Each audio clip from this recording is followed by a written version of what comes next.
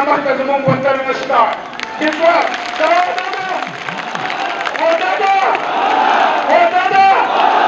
یوه خبره ده چې څوک یې څرګنده نه کړي هغه د پاکستان ظالم فوج دی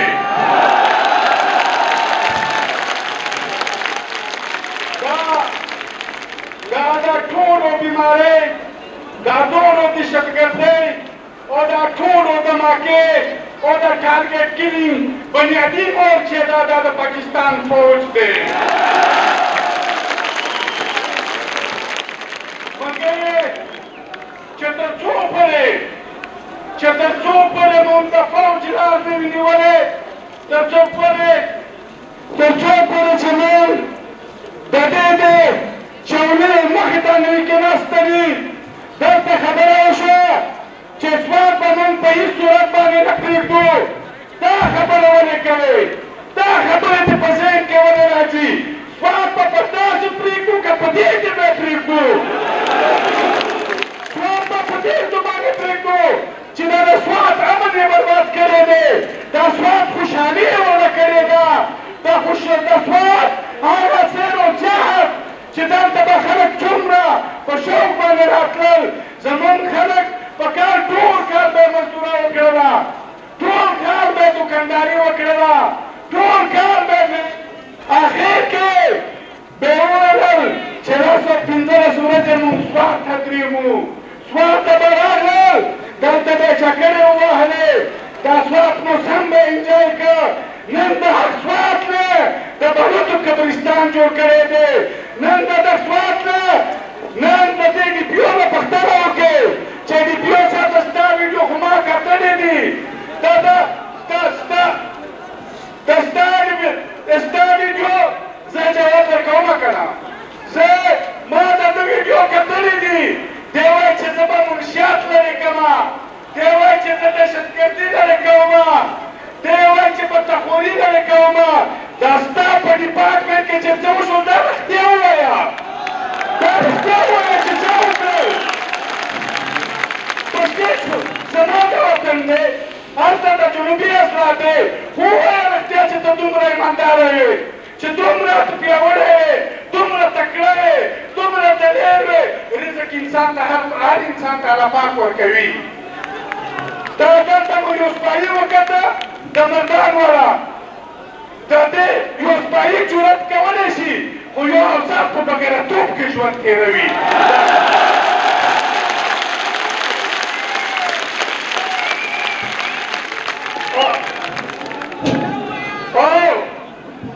او بل زه دا وایم چې دا د پېښور دمکه وشوه دا د سوات دمکه وشوه ډیپیو یو قسم بیان کړي ډیپیو یو قسم بیان کړي ISPR بل قسم بیان کړي ترجمان یې بل قسم بیان کړي او ولس یې بل قسم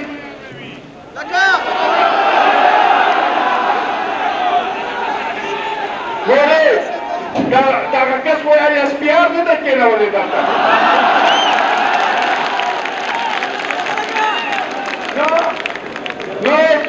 نو ولس بل قسم بیان کړي د یوې دماکې لکه څرنګه چې اوس سینیټر صاحب وفرمایل چې دلته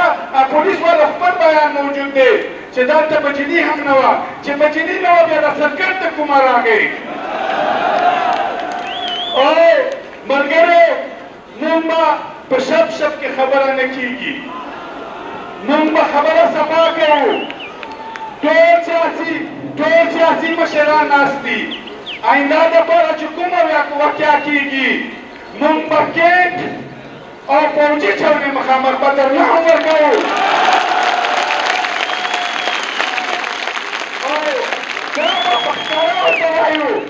دا به په ښکاره ورته وایو چې دا بدمني دا ټارګټ کړي دا اغوا دا دماکې دا بېکوره کول دا ټولو بنیادي سوچ دی د دې ټولو طالب او فوج زوی پلان دي په دې کې هېڅ فرق نشته د دې د شپې منصوبې یو قسم وي په یو قسم یې جوړې کړي خو د ورځې ولس ته بل قسم وي ملګرو دغې طالبانو پسې دې راغلل چې دا د امریکې ایجنټان دي، دا د اسرائیل ایجنټان دي، دا د هندوستان ایجنټان دي. دا کورونه ورته خالي شول، کورونه دې لوټ کړل، بازارونه یې لوټ کړل، هر څه یې برباد کړل. بیا دا طالبان چې راغلل بیا یې واپس راوستل، معاهدې یې ورسره وکړې. بیا یې ورته وویل دا طالبانو سره چې کوم په پاټه په سب کا پاټه پاواله سره معاهده شوې ده په هغې کې دا ورته ویلي وي چې کوم دغه خلک دي چې دا دهشتګردۍ په خلاف راوځي، دا داعش په خلاف دا ورته ویلي وي، دا ورته وي چې موږ به دا علاقې تاسو ته درکوو، خو په ښکاره داسې مه وایئ چې موږ ته واپس اختیار راکړي. دا نارې به نه وهې. او بل یې دا ورته ویلي دي چې د دې علاقې چې څومره سکیورټي انتظامات وي هغه طالبانو ته ویلي وي چې هغه به د تاسو وي. خو زه پرین ولس ته وایم چې دې نو هغه معاهدې ته نه پرېښودل، خلک وقتاً فوقتاً راوچت شول او د دې په خلاف یې اظهار وکړ. ملګري اوس خلک وایي چې پنجاب را بیدار شو.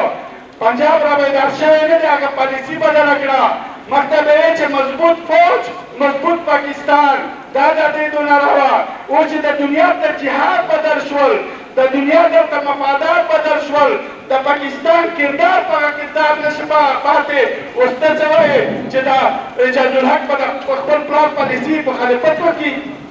یا دا نور څه چې کوم د جنرالانو بچیان دي چې دا اوس د فوج په خلاف لګیا دي، دا به د فوج د هغه کردار مخالفت کړي. اوس یې هم حمایت کړي د دهشتګردۍ. خو په دا کې بنیادي خبره دا ده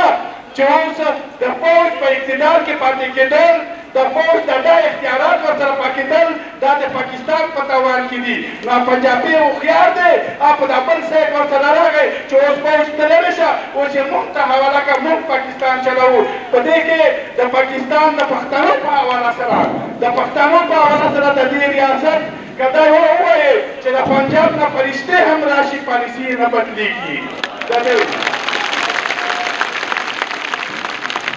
نو زه ډېر وخت نه اخلم، مشر منظور ناست دی، هغه به خپله وینا تاسو ته وکړي. خو دا یو څو خبرې یاده وساتئ چې فوج ته به موږ سبق ښایو. که چېرې زموږ په کلي کې یو لیونی و، دا یو متل درته کوم،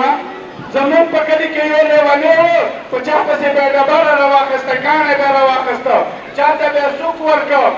آخر ته یو کس روان و، ګلخان یې نوم و، هغه ته راغی سوک یې ورکړ. ګلخان پسې راغی، لیونی یې ښه برابر کړ.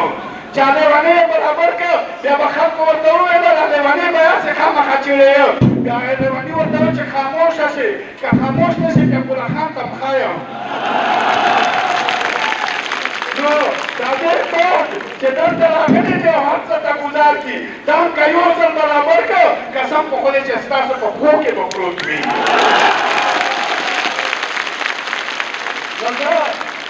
دا ځواک ولس به په کلکه باندې درېږي،